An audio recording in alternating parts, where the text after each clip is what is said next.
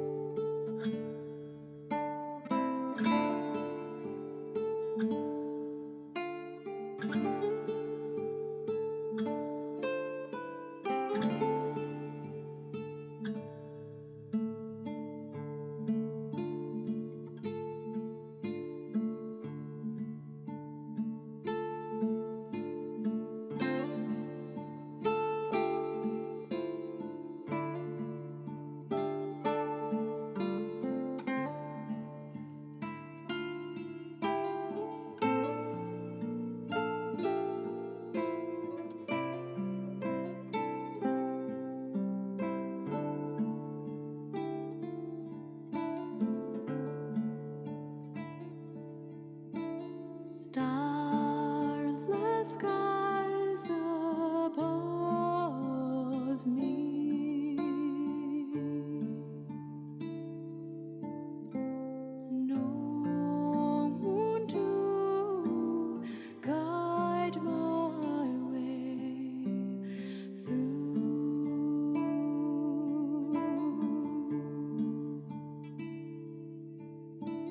Lost to chaos within me. How do I find you when I'm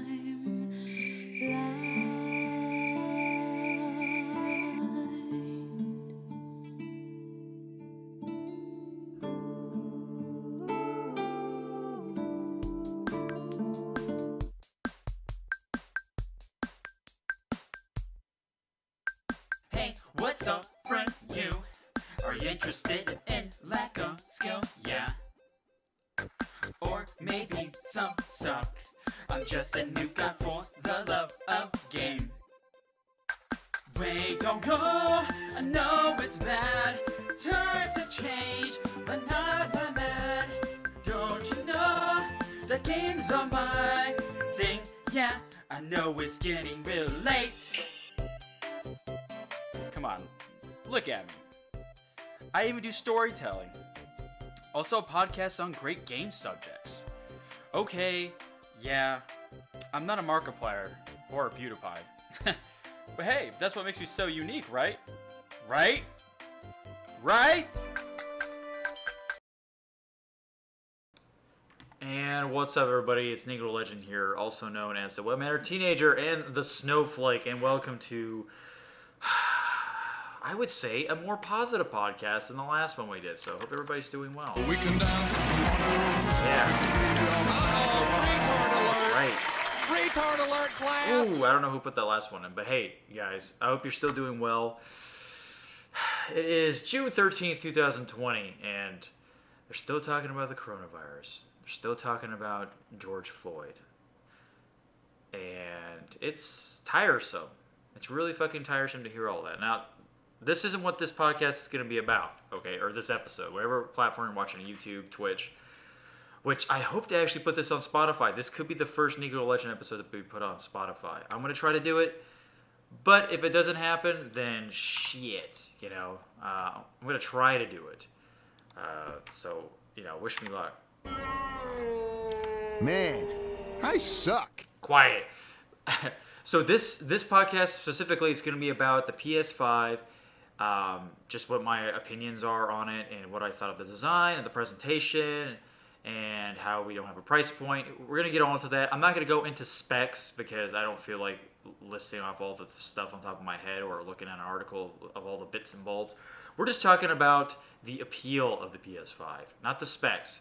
Because let's just say if you're just a normal consumer and you see the PS5 in stores, you're not going to really give a fuck about the specs. You're going to be looking at the console as what it looks like and what it can bring to you and what games it's coming out for. Because in the end, that's all that matters, is the games that come out for the game, not on how well it could supposedly run. We're still doing the same type of shitty marketing and we can't get over it. Anyway, so we're going to be talking about that. And then last of all, I'm hoping to get to it. We're going to be, hopefully I can segue properly. We're going to be talking about gaming memories. So if anybody's in there in the chat, if you're listening in and you're hearing this for the first time or you've been a reoccurring person, let me know what your favorite gaming memories are in the comments below or in the chat. Whatever way you want to tell me, we can talk about it. We can have a little bit of a laugh there, here and there, and then of course I'm going to talk to you about my favorite gaming memories, and it kind of just expands on how much video gaming really means to me as a whole, and why it should for you as well, and why it's just one of the best entertainment platforms ever to have been invented on this godforsaken earth, this planet that we can't seem to just work our differences out. There's always got to be violence involved. We're just a very, very prideful, dumb race of humans. But that's a different topic for another time. So with me real quick, I am doing okay.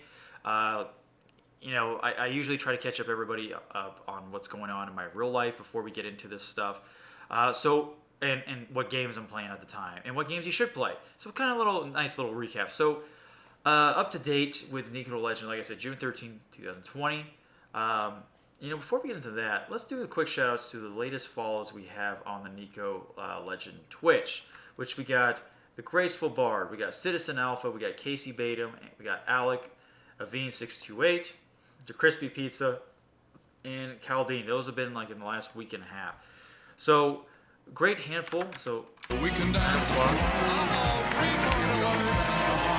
alert, class. appreciate it big time, guys.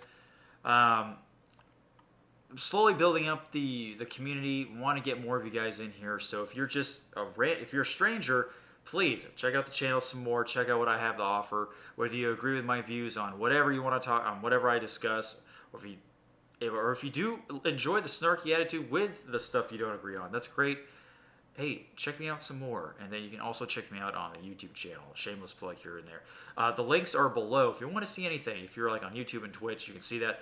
If just somehow I get this set up on Spotify, which I'd be really surprised if I do, you hear me out, NikoTheLegend on YouTube and NikoTheLegend on Twitch. And then if you want to really not like me, you go on Twitter and you check out all my political views for people I follow and stuff. But hey, that's fine. I'm used to it by now. And YouTube and Twitch really like giving me the short end of the stick. And I talk about it quite a bit. So things are keep you up to date on my everyday life.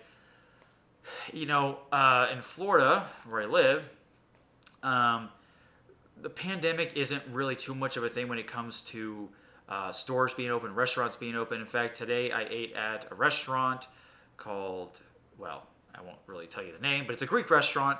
And it was local, of course, and it was really good, really yummy. Nobody was wearing any mask in there. Everybody was just chill, kind of just alluding to the fact that this thing was just like, just bullshit. Okay. Now I'm not belittling the people that do have coronavirus and people who did get it, but hey.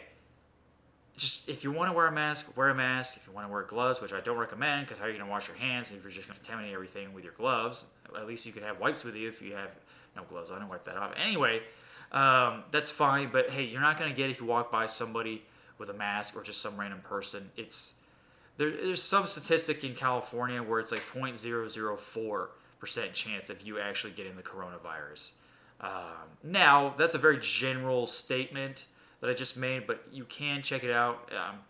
I got that statistic from Nick DiPaolo on YouTube, so you can always watch him. So you can look for my resources. My story is a guy I trust wholeheartedly.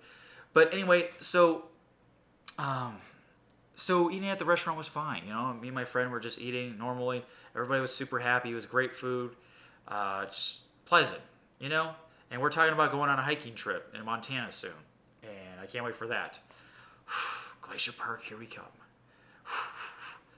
And yeah, it's going to be interesting to see how that goes with the whole lockdown or pandemic or the Wu flu, Chinese virus, whatever the fuck you want to call it. Now, that's just a nice little social thing. Now, work-wise, I don't work at the hospital anymore because they fired me right before the whole pandemic started, the whole Wu flu spreading. So it's kind of, I consider it a blessing in disguise, although I'm mad I don't get as much money right now. But I'm building my client base and my second job, which is a personal trainer. So I'm doing that. It's been going well. Been doing it for the past 3 weeks now. Everybody's been super cooperative. Of course, you get some people that are like, why are you open? Or some people are like, I can't believe we have to go at these hours. You know, there's still protocols to be had, still safety. And you know what? It's just practicing good hygiene, okay? I never use, honestly, kind of gross hearing this, right? But a lot of us don't do this. If we're in the gym, I rarely wipe down my stuff. And I actually had a friend that I would make fun of for him wanting to wipe down everything. And now I should apologize to him. So, Dr. DeCesso, if you're out there, I am sorry, good sir. You were right all along. So, big shout out to Dr. DeCesso. I haven't seen him in a while, but I hope he's doing well. And, he wouldn't let me sleep over his house, unfortunately. Because I am a adult. And he's just too prideful to handle my presence. But besides that, yeah, it's good habits to have just to do that anyway, because there are some pretty fucking disgusting people out there. And you know what? It's almost like a reality check, It's a worldwide epidemic or pandemic, whatever the hell you want to call it. And it's nowhere as much as like the Spanish flu or the bubonic plague. Nothing on terms of that scale, like holy crap, God forbid. But it's a reality check. Sometimes we need that. We get too complacent. We get too reliable on others, and we get in these habits of just being lazy and these, like I said, these complacent systems. And so I'm not saying the whole thing, I condone it, but I can see the pros of it. There's pros and cons to everything. So if that makes you feel some kind of way about the whole situation, and you're going to videotape yourself, video record yourself crying in front of the whole world like a little bitch, like Cardi B did, or this other, I don't even know, this other woman who was just making a big fucking deal about it. I'm like, oh my God, so over the top. Like, how do you guys even fucking live in your everyday life? So, without getting too much into detail, I'm doing great overall. The only thing that was different about the pandemic is that I couldn't go to a gym to work out, and I didn't have a second job. Actually, I wasn't working at all. But now that I am working, it feels great. I love what I do. I love helping people exercise and all. It's just a NIKO thing for me to do. And you know what? I have my protocols. I do what I need to do to get through the client sessions and working out myself. I get it. So it's has not been that drastic of a change. Okay. Now, that's pretty much the main things. Oh, I picked up learning how to play piano. So hear this. Okay. I bought a mini Casio keyboard. It's about, I'd say, 2.5 feet long and about a half a foot on width. It's not a full-on keyboard, so of course there are some keys missing, but that's okay. This is portable, right next to this lunch tray that I still haven't returned back to Deil, but he's been so kind enough to let me just have it chill here for a while. Maybe he forgot about it, but that's okay. Perfect place to just have it to my right. I can turn over, easily play while I'm in my computer chair, and I can put on YouTube videos on how to play certain songs. So certain songs I've learned how to play is obviously Song of Storms and from Ocarina of Time, and then Promise from Silent Hill 2. I'm just learning really basic stuff. Okay, so eventually when I get really good at playing those songs, when I get more practice, I'll record them for you guys. It's to show you. Okay, so I'm not just like talking out of my ass. Oh, Nico, why don't you show you now? No, because I'm not ready. So yeah, pretty good. Don't worry, I haven't dropped the playing drums. I just been playing drums for over 10 years, so I'm kind of ready for another instrument at that point, And piano is definitely the most foundational of all instruments when it comes to making music, composing, producing, just helping you build a nice, good musical foundation. Like it really is. Marty O'Donnell told me that if you want to ever compose music or create music professionally, you got to know how to play piano and sing, and I think he said another instrument or something like that. Anyway, thank you, Marty O'Donnell. I was appreciative of that. So that's it about the real life stuff. Like I said, everything's going good. Now, the video game section, the video game part. What am I playing right now? I am poop socking, no-lifing Xenoblade Chronicles Definitive Edition. That's my jam right there. That is the game that I've been wholeheartedly just placing a lot of time in. Now, if you were to ask me, hey, Nico, what are you playing as of like 2 weeks ago? I would say Final Fantasy XIV. I was no-lifing that for a long time, for 2 months straight. Of course, I was playing other games at the time, like Control was one of them, Code Vein, Luigi's Mansion 3, Link's Awakening, a lot of Switch titles, and I basically stopped playing Final Fantasy XIV when Xenoblade Chronicles came out for the Switch about a couple weeks ago. See how that works? I had it all planned out because it is a game that requires a lot of time and attention, and I want to put that time and attention to it because it's a fun as hell game, and the soundtrack is amazing. I love it. It's up there at one of my favorite JRPGs of all time, and it's definitely going up there on my top 1,000 RPG list.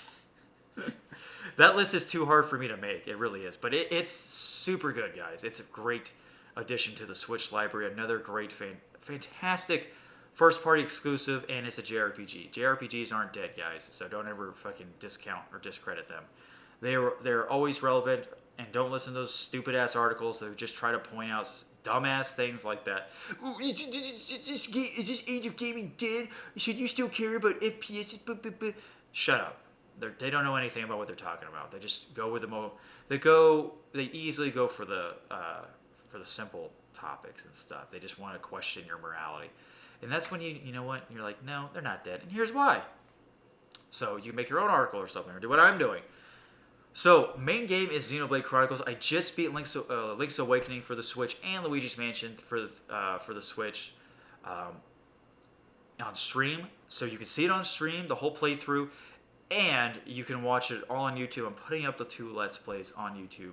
It's going on there. The whole shebang will be up there eventually. So that was a lot of fun. Both fantastic games. I want 100% both of them, just get all my full hours in. And there are games that I wouldn't mind playing over and over again. Link's Awakening especially. I got great memories of that game. I still have it for the Game Boy Color. It's a game that has stood the test of time, no pun intended. And I hope you guys enjoy it too. I understand that Nintendo games can be a little pricey. And if you're any motherfucker out there that sells Donkey Kong Tropical Freeze for the Switch on eBay for more than $60, go fuck yourself, okay? All right? Stop right there, criminal scum! Fox, get this guy off me! Yeah, what Slippy said. I can't believe you fucking scumbags that are price gouging in the time of the pandemic or the Wu flu, And these motherfuckers do this shit anyway. But we all know Nintendo games are always pretty hard to find a good discount for. They're always like $50 to $60, especially the first party games. And guess what, guys? I just proved all of you motherfucking wrong on eBay that I am patient enough to wait until a sale goes on the digital front of the eShop for Donkey Kong, and I got it for $42. Can you believe that's the cheapest I could find it? It's Nintendo was my savior, and boy, let me tell you, I am fucking glad I did that and not wasted all that money for these greedy bastards on eBay that just don't understand anything about marketing and supply and demand. And anybody who buys that type of stuff when it's price gouging, you're a fool. Just wait. Just wait. You don't need the game right now. You can wait a little bit longer. I'm sure you have, like me and everybody else, a huge backlog of games on your Steam, on your consoles that you can dive right back into. So, hooray! Remember all the money you spent? Well, there it is. It's still there, reminding you that you haven't touched it in a while. You haven't popped that Dragon Age cherry yet, or that new Pokemon game, or something like that. Whatevs. Yeah, I've been playing that Xenoblade. That's my jam right now. That's my jam. Now, my new jam once I beat Xenoblade is motherfucking Persona 4 Golden. I'm buying that game right away. I love Persona 5. Never played Persona 5 Royale, but Persona 5 did me justice. I played a little bit of Persona 4, and from what I've told is that Persona 4 Golden, it's night and day comparison, and I want to fucking play it on PC. I wish it was coming out for consoles like the PS4. Unfortunately, we just had a Persona game that came out, but it would have been fucking awesome and epic. You know what? I could see Atlas waiting until Persona 5 Royale does its job. It's only been about 4 months or something since its release, or a few months. So Atlas is going to be smart about it, and I honestly think they should just release all the Persona games for every console, but whatever, I don't know, exclusivity, bullshit, There's some part of me that enjoys that, some part of me that really hates it. Because in the end, I just want everybody to, not to sound like a complete progressive on this shit, but in the end, I do want everybody to enjoy what I can enjoy, depending on what console. There's 3 fucking consoles out there, and then there's a PC platform. So choose wisely. Obviously, I recommend just buying a PC. Honestly, a bunch of the games that are on PlayStation and Xbox you can play on PC, especially Xbox's Play Anywhere program. Smart delivery, whatever that fuck it's called, that's coming out. And then Sony, a lot of the games that were Sony exclusives are coming out for PC. Like Horizon Zero Dawn 1's going to come out. Bloodborne, unfortunately not, but that would be fucking crazy if it did. All the Heavy Rain, or the Quantum Dream games. Quantic Dreams. The Heavy Rains, the Beyond Two Souls, Detroit Become Human, they're all the same companies that made it. But, they're not exclusive anymore. They're coming out. So if you wait a little bit longer, pray that those games will still come out on PC. But overall, what is that, 2% of the PC catalog that's on consoles these days? Honestly, get yourself a Nintendo Switch, because all their exclusive games, there's a lot of them, are only on Nintendo because they're, Nintendo mascot type games. And then just get a PC. Have your big boom on your computer system, and then take your Switch with you anywhere you go. It's fucking perfect. It's a perfect combo. Because those Nintendo games are still fucking good. Still good. Now, if you're feeling some kind of way about Nintendo games, well, I don't know what to tell you. So, we've gone through 24 minutes of introductions. Let's get straight to the... timing, Nico. Timing's everything. Let's get straight to the PS5. Okay, let's talk about the design choice for it. My good friend Drake Yendra made a great point. It looks like the worst dust collector of a system that we've ever seen. Now, granted, I know each system is designed specifically for what specs it has. I completely understand that, but when you look at it, it does look like you can put a sound bar in it, or your favorite Almond Joy or bunch of candy on top of it. You can stack shit on it. And I know you shouldn't do that, because I'm pretty sure it's supposed to have some... It might have the fans on it, it might have the fans blowing that way, and that design might give it more airflow, because it's like a skinny, kind of, what is it called? Like a wind tunnel almost. Maybe it's supposed to help with that, getting the heat out, so it's not just coming out just spread eagle. It's just coming out a consistent tunnel the whole time, kind of like how normal fans work. They blow out in a circular formation. Maybe it's like that. I don't know. Or it's just there to be extra. I don't fucking know yet. It's fine. So overall, I think it looks pretty cool.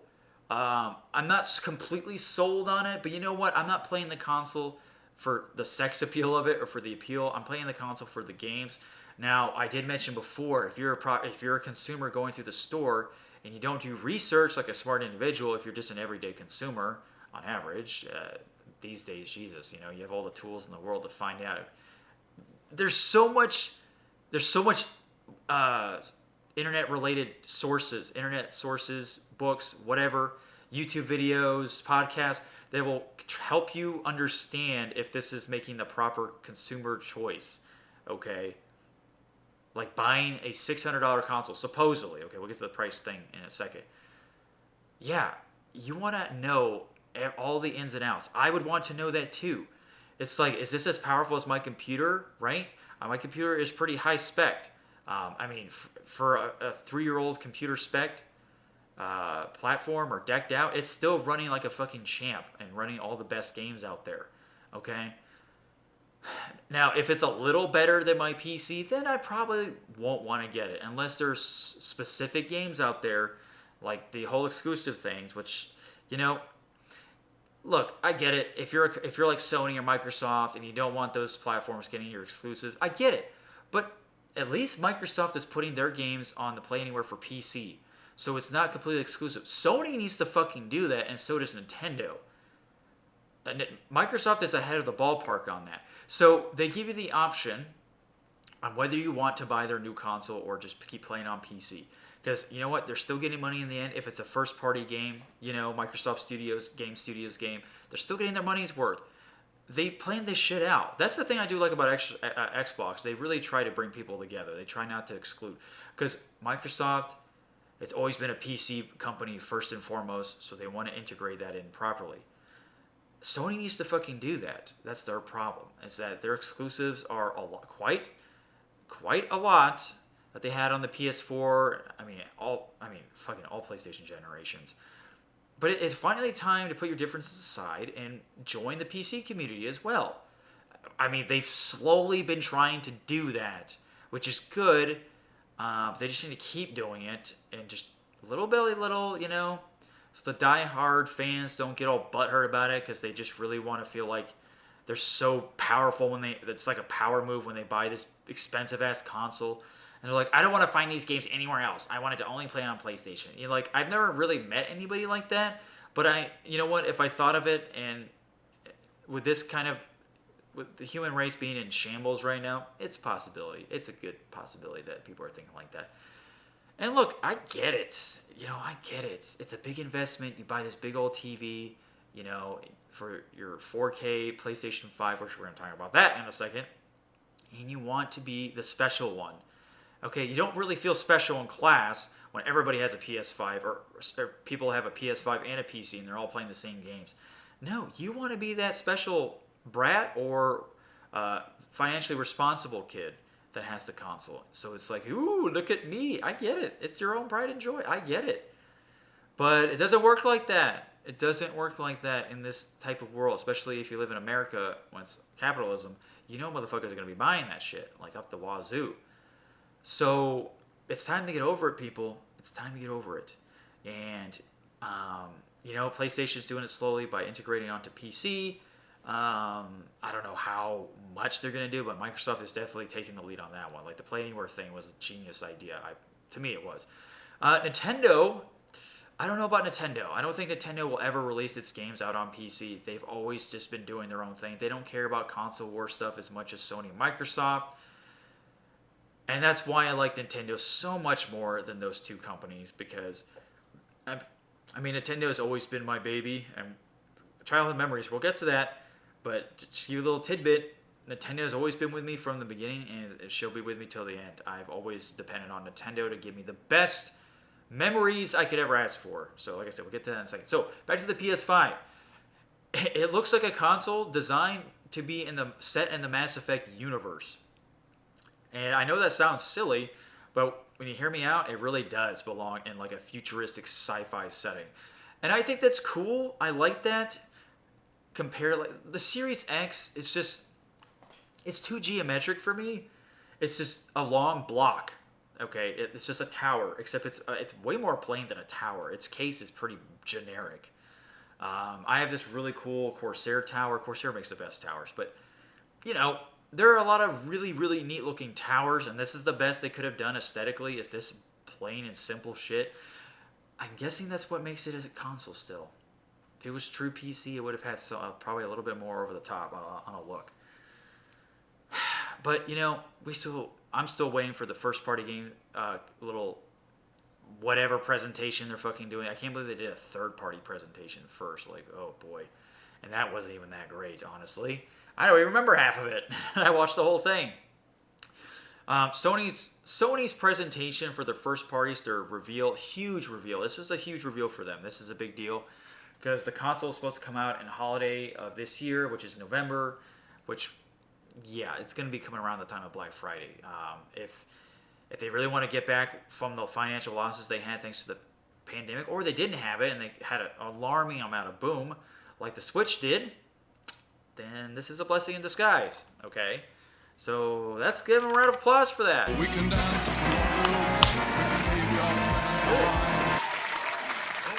Headshot. So I'm always, one of those people that it's just about the games it has, okay? And from what I saw at the PlayStation Live event, there were some really cool games, like Resident Evil 7 Village. I know that's not going to be an exclusive game, but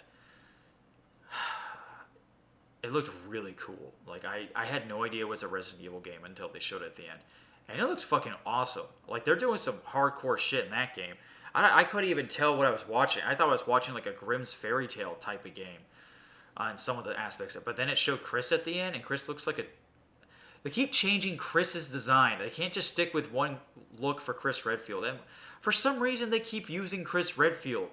Like, why don't you just keep using Claire or Leon? Like, Leon to me is way better of a character than Chris. Leon's design hasn't changed that much, but Chris's has shaped quite a bit. They try to give him like this realistic look to him, and I don't know. He just doesn't even look like that cool of a character anymore. I don't think he really did, honestly. They gave him big muscles in 5, and then in 6 he still had big muscles, but not as prevalent. And then in Resident Evil 7 he just looked like Joe Schmo at the end of the game, and then Resident Evil 8 he just, I don't know. I don't even know anymore. He just looks, they portray him as the bad guy now. I'm like, ooh, plot twist. Chris is doing his own thing now. I'm like, he's always been doing that. So, but it looked fantastic though. Like, it looked so cool. Like, I really liked the aesthetics they were going. And it looks more to be on the lines of maybe Resident Evil 4 setting. Honestly, like that type of like town. It's called Village, for fuck's sake. And there's a village in the beginning of Resident Evil 4. Honestly, I thought it could have been a Resident Evil 4 remake trailer, for all I fucking know. For all we could know. I don't know. Capcom gives us surprises sometimes. Anyway, so that was looking interesting. Demon Souls, probably the biggest reveal at that event, because it's a remake of a PlayStation 3 game. That was cool. Like, I think the guys who were remaking Shadow Colossus, I think they'll do the game justice. It's not going to be a launch title because there's no release date for it. There's no information on when it's coming out, unfortunately. So fuck me in. They showed Spider-Man. Spider-Man would be a great launch game to have because people love Spider-Man and people love Miles Morales. I don't know too much about him, but I don't think like he's this, this equality or racial injustice trump card or something. I don't think that Insomniac is doing that. Because Miles Morales is a beloved Marvel character. And it looked pretty fucking cool. And Peter Parker and Miles Morales are like bros in some regard or some way. Correct me if I'm wrong if you're watching this on YouTube. But anyway, looked really cool. And then Godfall was an interesting one too. That's a launch title, and it looked like it's going to be pretty fun online multiplayer game. I don't know, maybe like a third-person Destiny. I'm not entirely sure what that game's about. But it looked pretty awesome. It looked pretty cool. And then, of course, the big one that still has yet to come out, which is supposed to come out in August, I still think, is Cyberpunk 2077. Now, that is going to be out on the Xbox Series X. That's already been confirmed. And it's going to be coming out on PS5, of course. That's going to be a big one. Now, if that was a launch title for the console, holy crap, people will be buying that like crazy. People are going to still be buying it. So, games that are coming out, some good ones, good launch titles. I can see myself, if I bought a PS5, I can buy Spider-Man, I could buy Godfall, I'd be set for a while. That'd be perfect. I was hoping they would show a Final Fantasy VII remake, re-release. I would love to buy that on the PS5, but I don't think that's going to happen yet, maybe until it comes out on PC. But I could see that game being a re-release because Square Enix loves cash grab. And mislead you on marketing for that title. It should not be called a fucking remake. More like a reimagining. A reboot, for fuck's sake. Anyway, that's another topic for another time. So, like I said, the design choice for the PS5, like I said, it's a futuristic looking. People don't like the DualSense controller. They don't like the look of it. My brothers don't like the look of the controller. I've had many friends that don't like the look of it. But I bet you anything, it's going to feel great. I honestly think it's going to feel nice, and we'll get over it. It's just first impressions.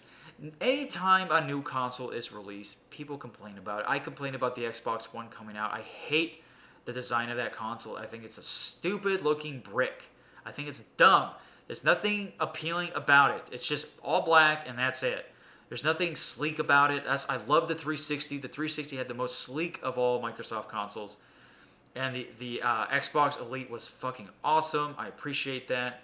How they remodeled that. It was a beautiful black console, and then they they shoot themselves in the foot with this dumb looking console. But the Xbox One Slim looks sleek. That looks nice and presentable. That's a very sleek looking console, and then the Xbox One X looks pretty great too. the Xbox One is just not an attractive console. Not as cutesy like as the GameCube. The GameCube pulled it off being geometric as fuck because it has the word cube in it.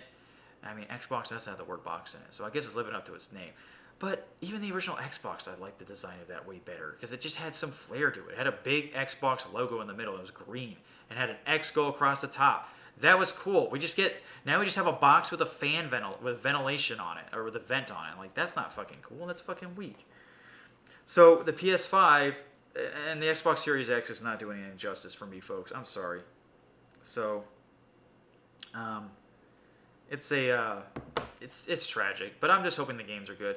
I'm still hoping for the Xbox Series X that they announce Fable 4, some Lost IPs, Lost Odyssey 2, some great new IPs, like show us Halo Infinite for fuck's sake, maybe another Gears of War game. I don't know. Just these new IPs, or Knights of the Republic remake, or 3. I know I'm spitballing like crazy here. I'm just throwing shit out there. I don't know, like a Brute Force sequel, or Mass Effect trilogy, or something. Remaster, sorry. Like something. Like a Fable 4. We need a Fable 4. We don't need any more fucking stupid-ass racing games or more shooter games. We need RPGs. And Xbox One, I mean, Xbox One is sorely lacking in the RPG department. It's pathetic. And the JRPG department. 360 has some great JRPGs like Blue Dragon, Lost Odyssey, Last Remnant. I know those came out eventually for different consoles, but hear me out. You know, they were a lot of them were original. I mean, a lot of people boast about Eternal Sonata, Tales of Vesperia. Like, oh my god, Eternal Sonata is on PS3 as well. But you know, bear with me. And then obviously the Xbox One had Fable, it had Knights of the Republic, Jade Empire. I mean, a lot of BioWare games was on the original. It was fucking awesome. Of course, Morrowind was a big one. Oh man, that was an exclusive on the Xbox. That was awesome. So you get where I'm getting at. We need more of those for the Xbox. The PS5 needs the same thing, but at least we've seen what they are willing to offer as exclusives. And I'm glad. I was hoping for like a God of War reveal, or a Sly Cooper sequel, or Jak and Daxter sequel would have been great. I don't care for Uncharted, but I can see The Last of Us Part 2 remastered only a year after the PS3, or the game comes out on the PS3. Let's put it on the PS4 a year later. I can see The Last of Us Part 2 and Final Fantasy VII Remake being re-released on those consoles. Oh, don't forget GTA 5 re-release, because that's fucking cool. Oh my god, it's just like another Bethesda with Skyrim. So, will I be getting the console in the end? I don't know yet. I still gotta wait for that price tag. We don't know the price of it. We're just guesstimating. Okay, I want to get the one with the 4K drive in it because I want physical disc for my console. I don't want the digital edition. But Dre made another good point. That's gonna add like another $100 to $200 to the price without any games being even bought. And I don't even have any 4K movies. Okay, I just have Blu-ray. I don't really care honestly for 4K. I just want physical for games. I'm digital. The servers crash, then there goes all my games. Even if I bought them, I can't play them unless I have to be online, which is fucking stupid to me. I understand that you have to be connected, so it reads that you have the license. I still think it's dumb. Duh. And then you have to buy, don't forget, I don't have a 4K TV. I'm still using HD TV because my HD LG TV is fucking big and awesome. I've just had no need for a 4K TV because I don't have a PS4 Pro. I don't have an Xbox One X. It's just not a me thing. I don't care.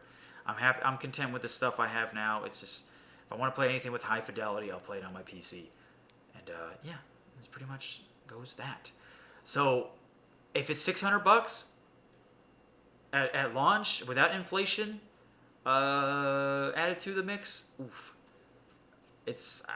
With inflation, I bet you anything it'll add up to like $800. That inflation, $600. Now, holy shit, I'd be surprised if there was a $400 console. Holy crap. They would sell more despite the losses in the beginning, but oh my god, in the long run, they would make back their money tenfold if it was like a $400 to $500 console. That would be perfect, especially in the stupid-ass Wufoo season.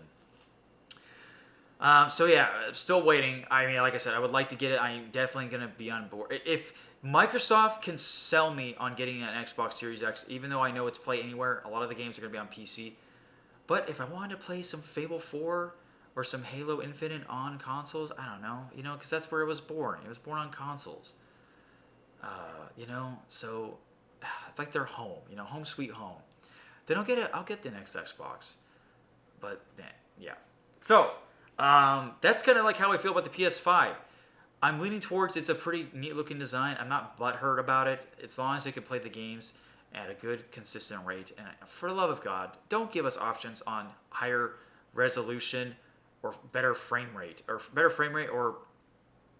higher resolution. Like, oh my God, like Demon Souls is doing that, the remake, and I'm like, no, do both, okay? This monster's gonna help me reach my future. Stop right there, Get criminal this guy scum! off me! It's ridiculous. We should not be dealing with that.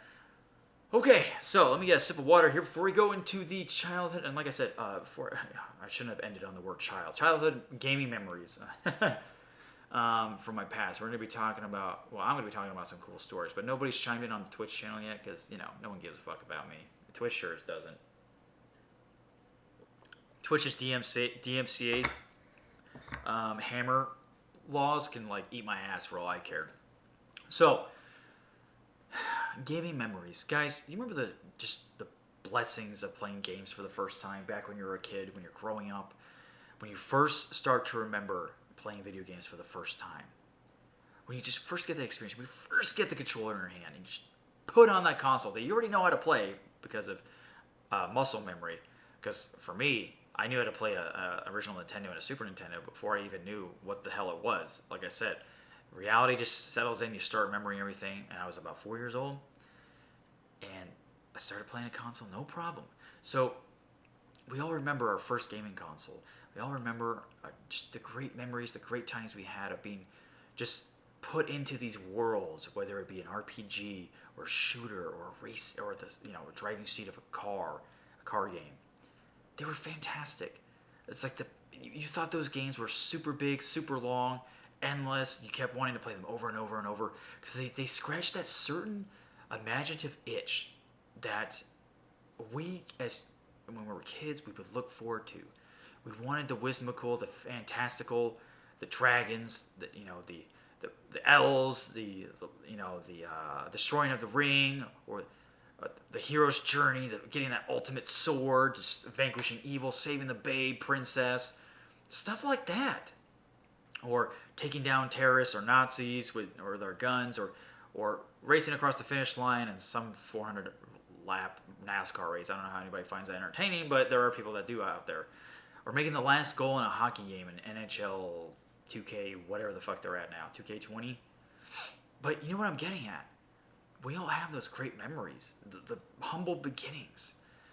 And when you get to my age, which is 30, it's hard to find that these days because nowadays there's so many different ways to access these games. It's not as difficult as it used to be as a kid, because as a kid, it depended on whether your parents wanted to spoil you or not, or if your brothers or sisters let you play their video games, if they were able to share. Luckily, I had amazing brothers growing up, and they let me play their games. They didn't mind at all. And we were just one big loving family when it came to the gaming community. And that's, you know what? That was special. That's a good memory right there that I just came up. That warms my heart up a little bit. Almost makes me want to tear up, but I won't do it. Liar! No, I'm not a liar. It's just the fact that, see, that's my point with gaming memories, is playing it with other people is when the memories are the best, in my opinion. Now, trust me, I have countless memories of me playing solo for games for the first time, but when you're able to share that experience with somebody else, whether even it's a multiplayer game or single player, when you're able to trade off stories of what you did in Skyrim or that one boss in Mega Man that you beat, and you couldn't fucking beat it, like Mega Man 3, for example, it's the hardest fuck game. And you finally like, hey dude, I beat this is the strategy, blah, blah, blah, blah, blah. And it's like, dude, no way. And you kind of share, you kind of relate, and then you kind of trade off information, It's like, whoa, I did it this certain way, and that's so cool you did it that way. That's awesome. Like, that's the type of stuff I love about gaming. So I've had a lot of memories like that growing up. Like I said, starting out, we had a Nintendo and a Super Nintendo, and my God, I played both consoles like endlessly. Now, I was pretty to myself as a kid. I did have some friends I hung out with, But it wasn't on the grand scheme of things. I maybe had like one or two friends I would hang out. But we lived in Missouri on the countryside away from civilization. We were kind of in the middle of nowhere. We had 10 acres of land, farmhouse type deal, 3-story house, about 100 years old. There's some history. There's some history there. So it wasn't too easy to kind of go to my friend's house, although I did make an effort to. And luckily I had nice enough parents to pick me up, or my own parents to take me there. So it was awesome. Go to my friend's house. Sometimes I'd even walk to my friend's house because they were like a mile and a half away or 2 miles. Imagine me, a little 6-year-old, walking on this long-ass gravel road, and nobody ever decided to kidnap me and do disturbing things. But so thank fucking God I didn't find the Deliverance road. So besides that, it was literally to me. Because my brothers would be hanging out with other friends, and I'm kind of like, because I'm the youngest, and my brothers are the oldest. They're about 5-6 years apart from me. So that's a big gap right there, an age gap. So they got their their friends they're hanging out with, and I'm just kind of like doing my own thing. So this is what I would do, guys. I would play a lot of video games. I would play my Marios, my Turtles, or Ninja Turtle games. My no, Pokemon wasn't out yet, but Zeldas. I think I already mentioned that. Contras, Mortal Kombat, Street Fighters. I mean, you name it, man. You fucking name all the great games that you played. We've all played it, And it was just me, just doing my own thing. I would actually...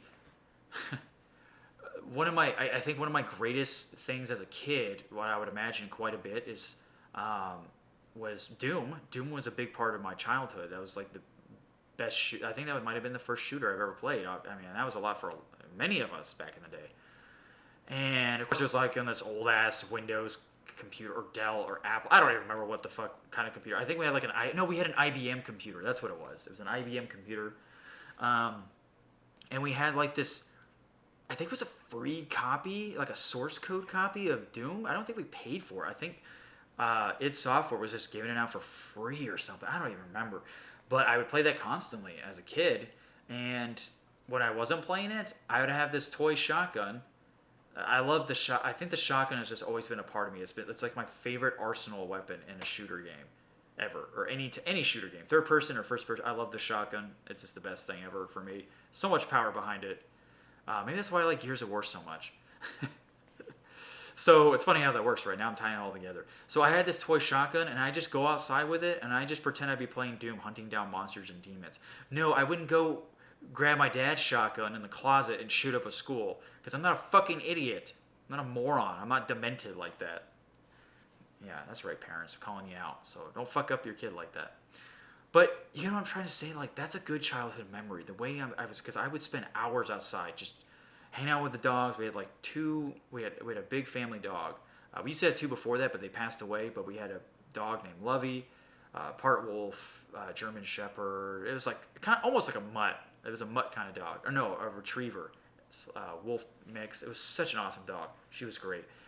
But I'd just be hanging out with her outside, just chilling, going on the swing set, just adventuring, just pretending I'm playing Doom, or building stuff outside, or playing basketball. Like, we had it all there, believe it or not. We even had badminton net. A fucking badminton net. Oh my god. Playing with toys.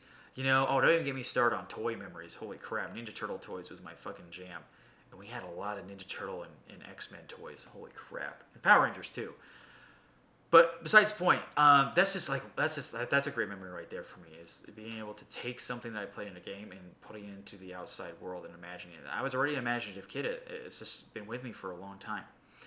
So yeah, the beginnings is always a great thing to remember, and just kick back and be like, man, I miss those days. And you know what? What's crazy is that I remember all those memories. Because you know why? It's because it was just starting out of me remembering everything, about me finally realizing that I'm self-aware of what's going on. I'm able to see. And I'll never forget it, man. I'll never forget those times of playing, like, getting my ass kicked in Mega Man 3, getting lost in the first Zelda game, frustrated the fuck out of me, but because I had to give up because I just couldn't do it. I just didn't know how to beat that game. Just didn't know how to beat it. Mario, just stuff like that. And that's we all have games like that. That's like the stepping stones into the gaming community, the foundation that builds us. that we build with our experience. Now, if I had a specific game out there, Mega Man 3 was definitely my favorite game. One of my favorite games of all time. That game is definitely the game. I'm pretty sure I might have played Mario first because it's fucking the original Mario. But hear me out. Mega Man 3 sticks way more to my heart than Mario or Zelda ever will. There was something about the Blue Bomber that really got me ticking. And I was playing Mega Man 3 when I was 4 or 5 or 6. And I still play it. I beat that game about a few months ago on stream. Just to really go down memory lane. It's a fantastic game. And the game's hard as shit still. But when I was a kid, it was way more difficult. I could never beat it.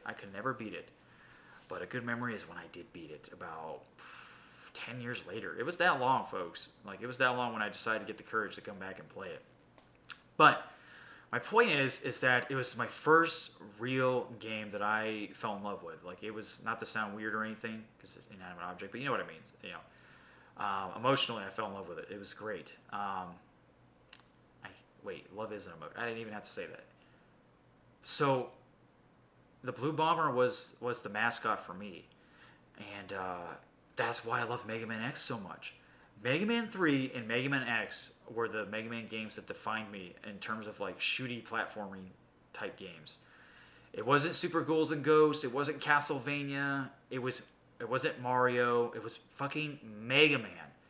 And Mega Man probably shaped me on becoming really good at playing video games. I think that was the catalyst of helping me develop great gaming skills. Now, I know Mario games can be pretty tough, and same thing with Zelda. Maybe those were definitely foundational too, but Mega Man just calls out to me. And boy, when I played Mega Man X for the first time, that game, oh my god. Like, that game is in my top 3 favorite games of all time. So if you must know, actually, we can go with my top 3 favorite games of all time. That'd be a great way to isolate the childhood memories, because there's a lot of great gaming memories growing up. So, top 3. Ocarina of Time, Mega Man X, and Final Fantasy IX. Those 3 games. Now, top 5, of course, Mass Effect would be in there, and a 5th game, Super Mario World. Whew. Super Mario World, oh my god. That game is fantastic. It is a perfect game.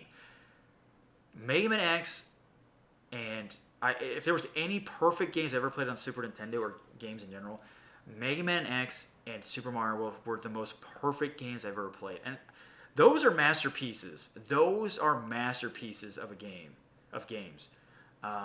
People say Ocarina of Time is a masterpiece, but there are plenty of people out there that can point out the flaws that the game was built upon. I loved, listen, when Ocarina of Time came out, that was okay. So another great memory is when I first got my N64, because the Super Nintendo and the Nintendo was not mine. Those are my brothers. The N64, I was that N64 kid for his birthday or Christmas. That was me. I got an N64 for my birthday. It was fucking unbelievable. And it was the N64 one that came with Star Fox. Holy shit. Did I play a lot of Star Fox 64? I was obsessed with that game. I was obsessed. That's why Fox was my favorite Smash Brothers character for a long time. That changed now. I don't like Fox anymore. It's amazing how taste can change like that. So, the N64 was my first gaming console. Like, how amazing, right? As a kid, the console came out in '96. I think Star Fox. Let me look real quick. Star Fox 64. I'm gonna say it came out in '97. This monster's gonna help me reach my future. Yeah, it came out in '97. That was my first game I've ever owned. Was Star Fox 64. Came with the Rumble Pack. Came with the console, of course. I got the black console, no doubt, because that's pretty much all they had at the beginning.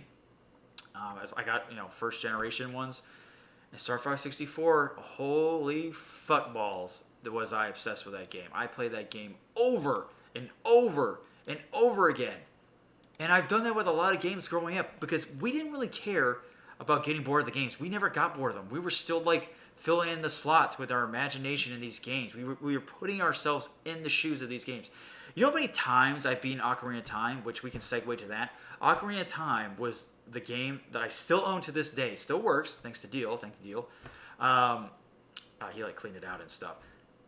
Is the game that I hold the most closely to my heart, my gaming heart, out of every game I've ever owned, because that game was the fantasy game of my dreams. And I never owned a PlayStation 1 until it was too late kind of deal. When PlayStation 2 was out, I was like always a generation behind. I still don't even have a PS3. I skipped a generation.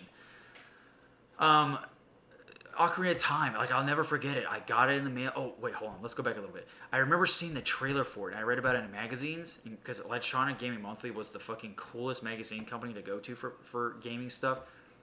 But Ocarina of Time was being advertised, and I was like, whoa, what is this game? Like a new Zelda game? No fucking way.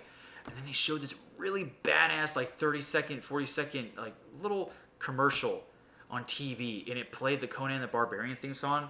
Which, by the way, they did that for Twilight Princess's first trailer, which I thought was really fucking... That paid homage to me. That's why I love Twilight Princess so much. That game is fantastic. I remember the good old days of that. Anyway, but Ocarina of Time, I was so wanting that game. I was so ready to get that game. The trailer was so action-packed. I was like, ah! And you know what? We only owned Zelda 1. We never had Zelda 2. I played it, hated it. Never owned Link to the Past. I played it as a kid when I got older, around my early teens or adolescent years, or toddler, like ages 9, 10, 11, whatever. And I liked it. It was a pretty fun game. But Ocarina of Time was the start of something really, really great. So Mega Man 3 was definitely the humble beginnings, but Ocarina of Time pretty much solidified it. And I know I mentioned Mega Man X, but Ocarina of Time, like I said, it stood out among the rest. It is. That's why. Well, I'm always gonna say Final Fantasy IX is my all-time favorite game. It's number 1. Ocarina of Time is number 2, and Mega Man X is number 3. Or is Mega Man X number 2? God, it's too hard. But I know for a fact Final Fantasy IX is up there.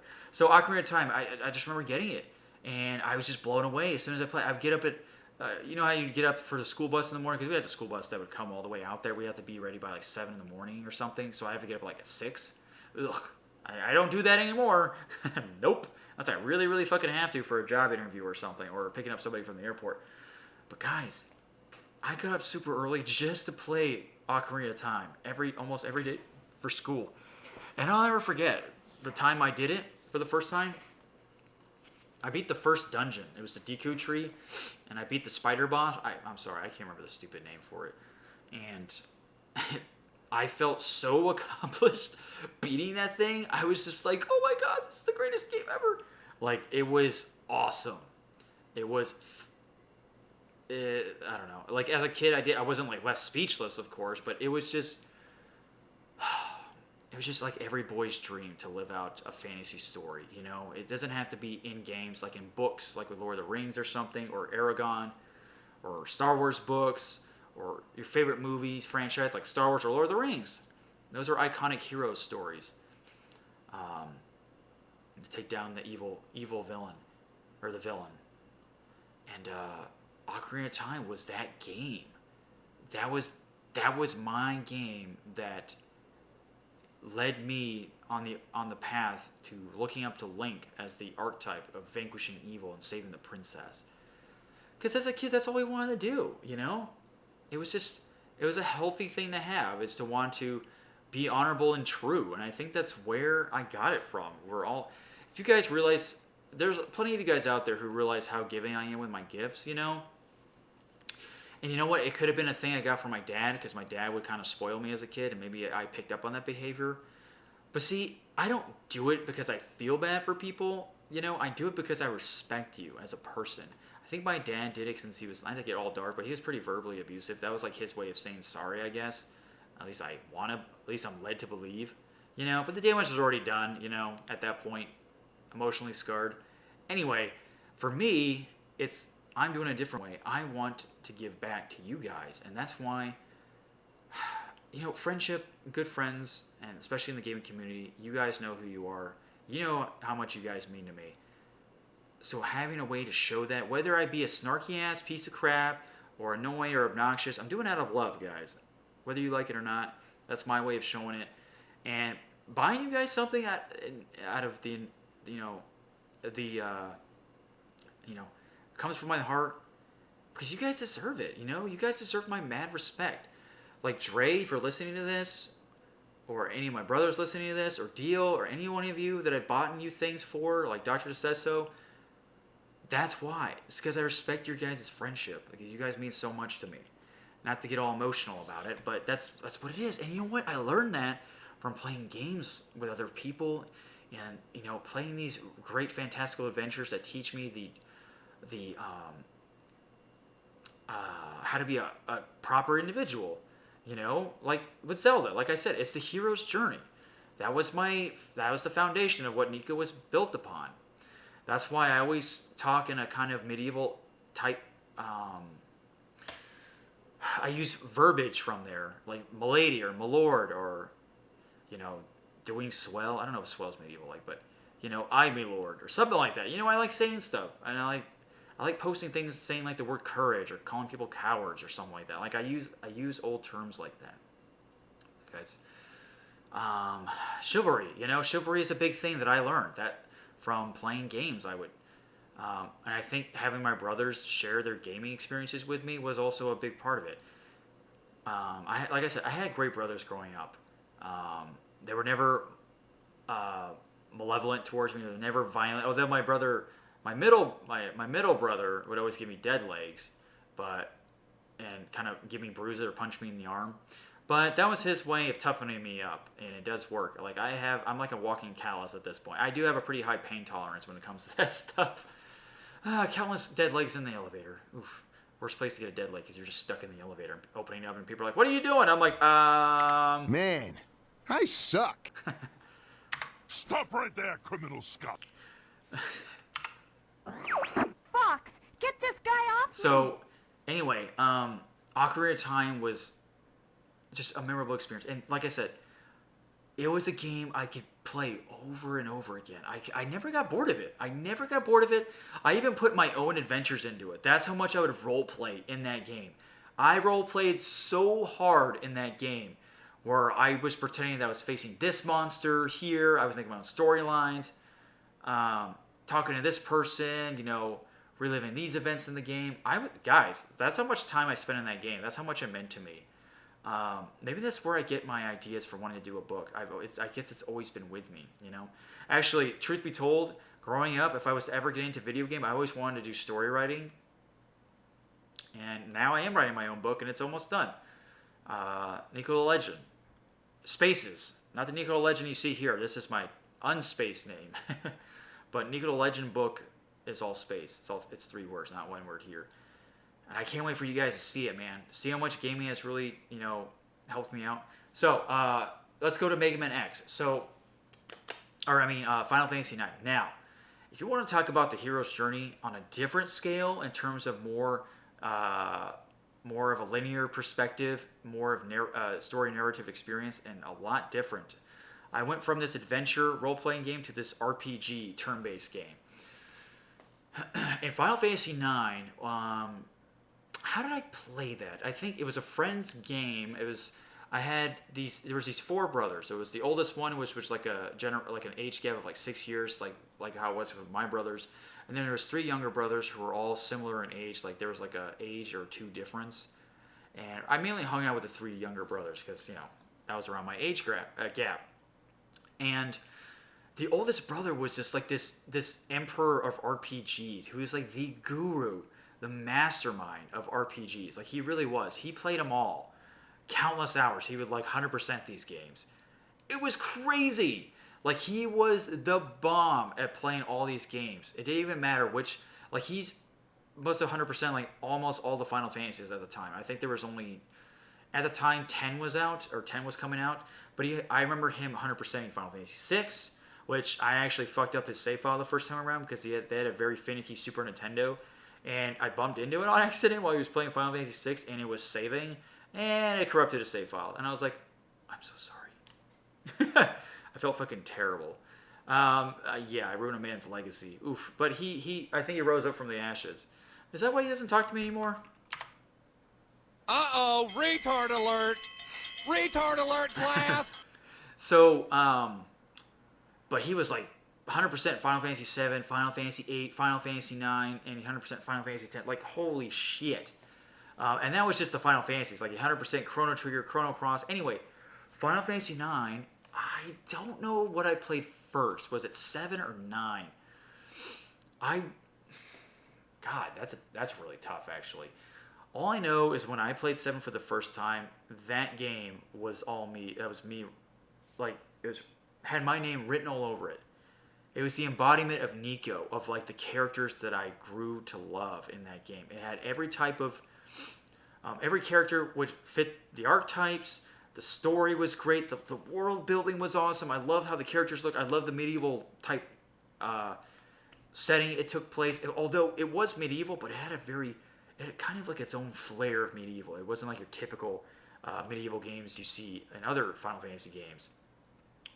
It really had its own style of medieval, which was crazy. It was crazy.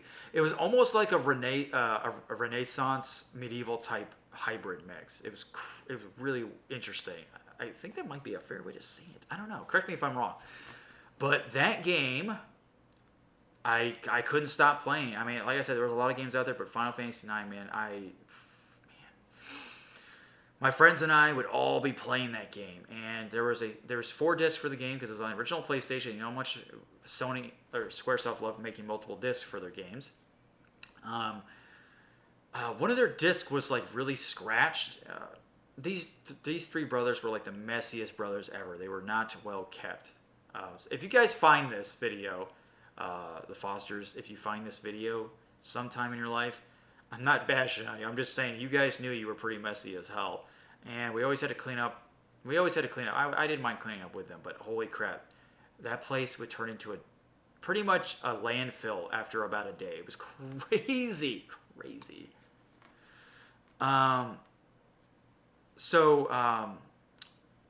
Anyway, so they didn't really do a good job taking care of their disc. So disc 3 was definitely the most scratched.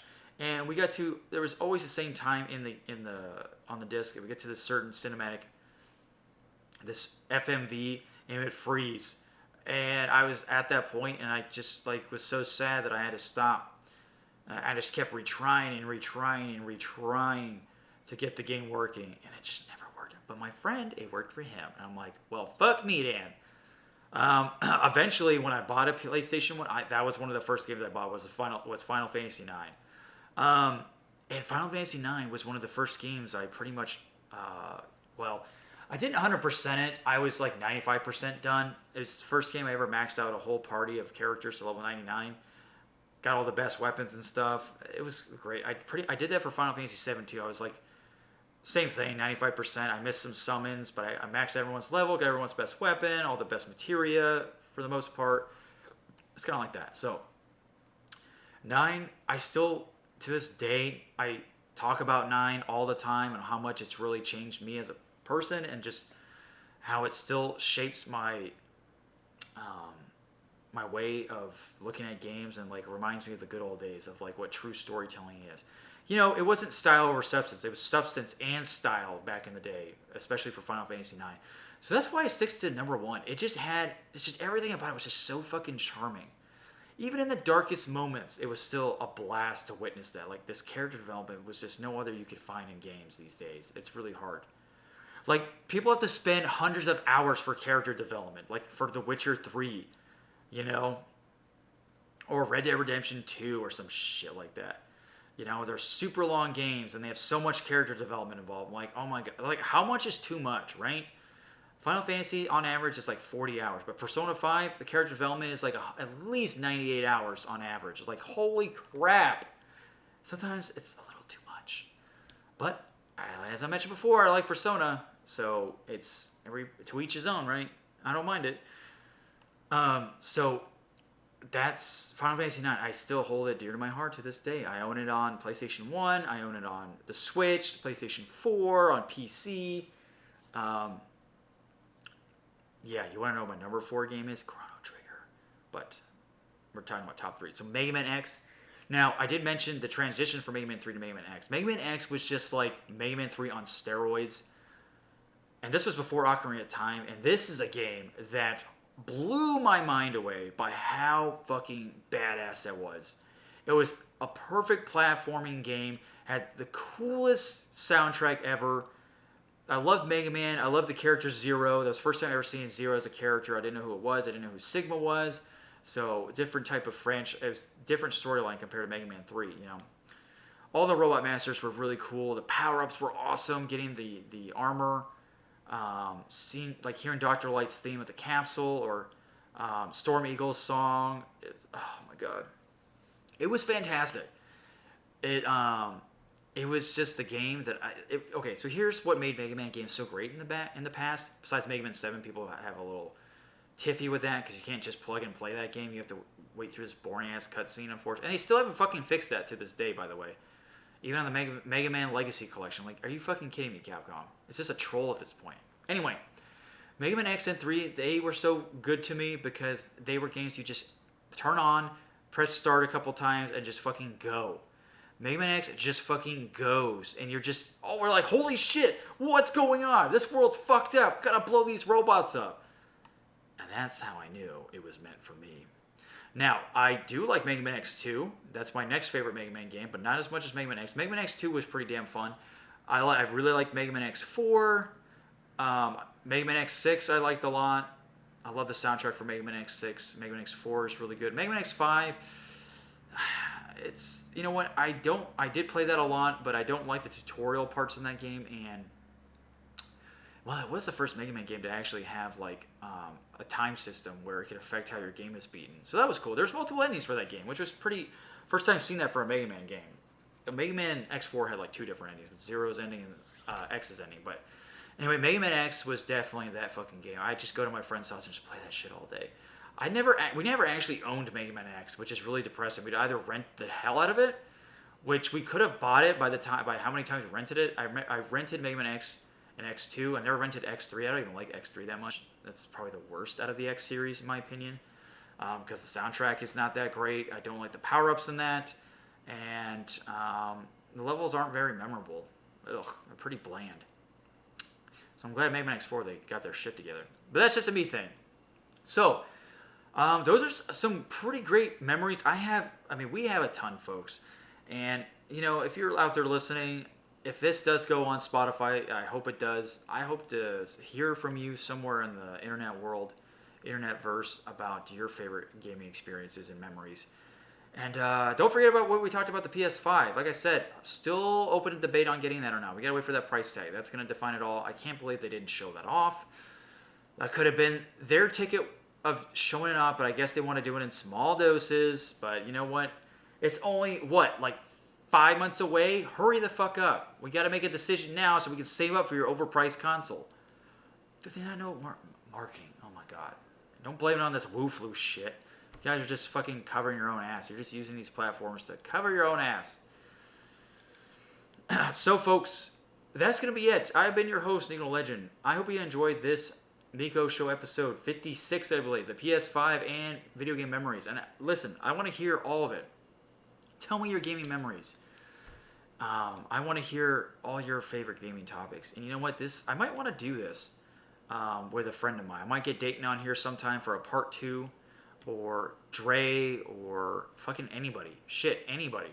Honestly. So, folks, you know where to find me. I'm on the Twitch channel at NikoTheLegend. You can follow me on there. You can check me out on YouTube, NikoTheLegend. And then, of course, hopefully this goes on Spotify. I think this would be a good starting one. So if you guys like my voice, I appreciate that. And if there's some things I left out, that'd be great. Listen, guys, I want to get to a point where I have like at least over 100 people watching. So with your help, we can make that possible. Because it's pretty depressing as it is now. But I'm not going to give up because you know how YouTube and Twitch really like to silent our voices, especially that stupid-ass DMCA crap. So, one last applause to everybody who came by, or anybody who listened, everybody who gave a fuck about the Niko community. Appreciate that. We can dance. Big deal. Big deal. All right, folks. Well, I'm going to get out of here because the AC is not on, and I'm sweating my balls off. Gotta hydrate. So, folks, I hope to see you there. Take care, Pathfinders.